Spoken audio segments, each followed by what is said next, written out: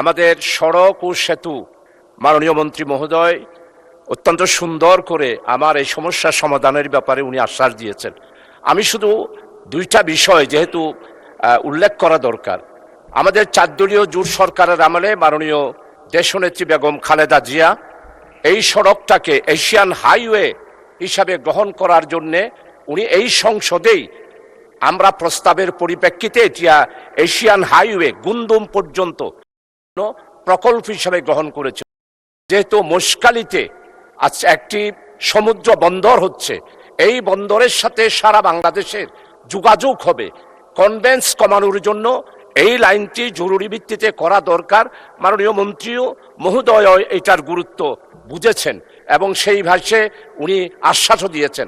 আমি শুধু ওনার কাছে অনুরোধ করব, এখন 4 লাইন ঠিক আছে, কিন্তু সমুদ্র বন্দর যেটা মশকালিতে হচ্ছে, আমরা এই পার্লামেন্টেই বিল পাশ করলাম, সেই সমুদ্র বন্দরের কারণে আর গুন্দুমের সাথে এশিয়ান হাইওয়ে হওয়ার 4 দলীয় জোটের আমলে যেই প্রকল্পটা নেওয়া হয়েছিল সেটাকে গুরুত্ব দেওয়ার জন্য মাননীয় মন্ত্রী মহোদয়ের কাছে আমি অনুরোধ করব এবং আগামী দিনে এটাকে 6 লাইন করার জন্য।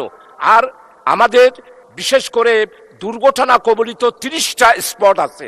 আপনি 27 কিলোমিটার বলেছেন, কিন্তু আমার দৃষ্টিতে গত 2 বছর ধরে আমি এটার উপরে কাজ করছি, প্রায় 43টা স্পট আছে যেখানে দুর্ঘটনা হয়।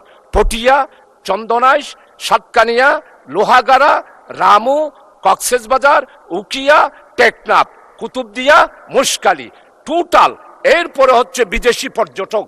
মাননীয় মন্ত্রী মহোদয়, মাননীয় স্পিকার, আপনার মাধ্যমে বলতে চাই, 70 লক্ষ বিদেশি পর্যটক কক্সবাজারে যায়।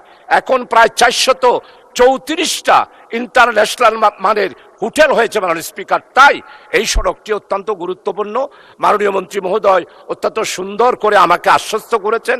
আমি আশা করি আমার চট্টগ্রামের মানুষও এই বক্তব্য শোনার পর ওনারাও আশ্বস্ত হবেন, আর সড়ক অবরোধ হবে না। আশা করি সেটার ভিত্তিতে উনি যেই প্রস্তাব দিয়েছেন, আমি আমার এই প্রস্তাবটি ওনার আশ্বাসের পরিপ্রেক্ষিতে প্রত্যাহার করে নিচ্ছি।